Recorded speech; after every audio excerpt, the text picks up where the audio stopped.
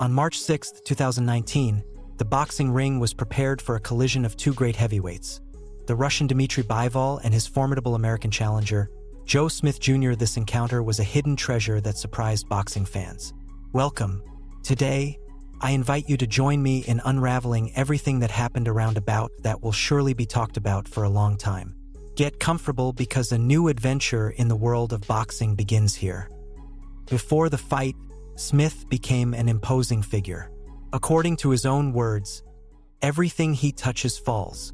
It's a hard argument to refute when you look directly at his professional record and find that 20 of his 24 victories have been by knockout. Coming forward behind the jab here, closing seconds. Oh! Off balance and scoop! Another right hand. Uppercut. Big uppercut. He is stumbling. Meanwhile, Bivol managed to build an impressive record of 11 knockouts in his 15 victories.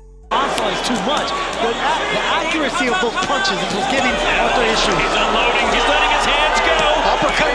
Bivol needs to throw an uppercut. Everything's going around the guard is straight. Uppercut. His wins were characterized by his dominance over his opponents, fast and accurate punches, and great boxing intelligence.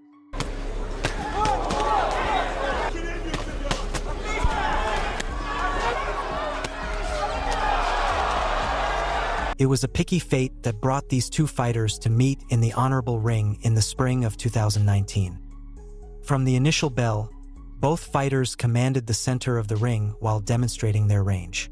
Bivol preferred to rely on his jab and distance to feed his opponent a strict diet of punches, while Smith sought to close the gap between them. Smith's size and bulk were evident, a problem Bivol would need to solve. Bernard was in his 50. Bivol fairly effective with that jab. And then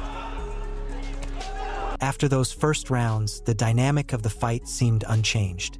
Smith stood out for his nuclear attacks on Bivol's body, which failed to land. As a precaution, the Russian continued to evade close exchanges and dodged the American, trying to make him lose his balance with long-range punches. telltale sign is the jab. You see, Smith thought they had Artur Beterbiev locked up. The fourth round had Bivol supporters sweating when Smith shook the Russian's world with a strong right hand. Smith coming in. Could this scenario lead to a knockdown? Was the question on everyone's mind. Fortunately, Bivol quickly recovered and denied the American any opportunity to press for an advantage. Still, this episode was an undeniable victory for Smith Jr. on the judges' scorecards. Soaked in adrenaline from the previous round, Smith entered the fifth round with great aggression. He landed the best shot. Chris, did he even win that round? I don't think he... Bivol, struggling to keep up, sought his dominance from defense. As the seconds passed, the intrigue about the outcome of this match only intensified.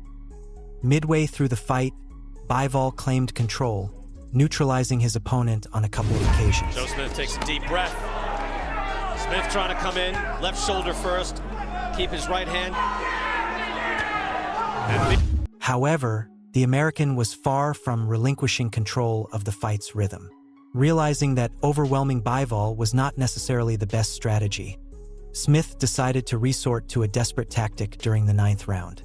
Completely changing disciplines, Smith used wrestling moves to subdue the Russian.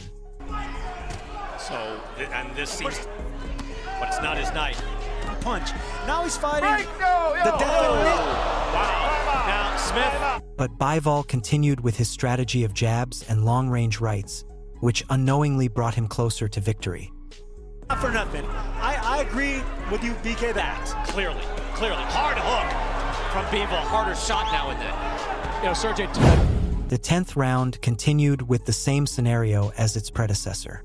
Bivol kept landing his attacks while Smith acted increasingly erratically.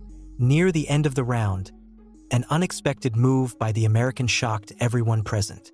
Smith decided to attack in a crossfire near Bivol's temple, a delicate area off-limits in any fight. That's what makes him dangerous.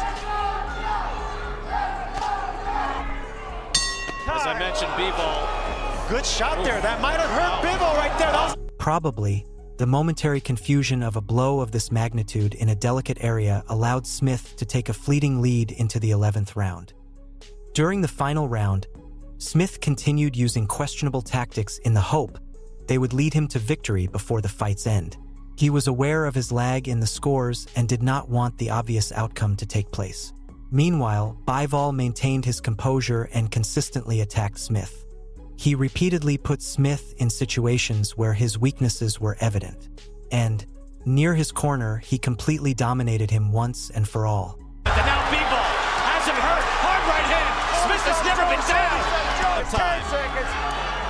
He really burns a lot of gas in the Bivol on the attack, but it's over. This spontaneous flurry of punches sentenced to defeat a fighter who had nothing more to offer. A challenger who had strayed midway on his path to victory and now had to pay dearly. Dmitry Bivol, on the other hand, had demonstrated an example of good boxing. A strong and consistent performance enough to successfully defend his title. It was his 5th defense and a truly spectacular show. Although he did not score a knockdown, he left Smith that night stunned by the outcome of a fight that, in the early rounds, he could have won. If you've made it this far, thank you. Did you enjoy this adventure? Remember that the best way to support my content is by leaving your like on the video. At what moment do you think Smith Jr. lost control of the fight? Did he really have a chance to defeat Bivol and take the belt? Let me know what you think in the comments section.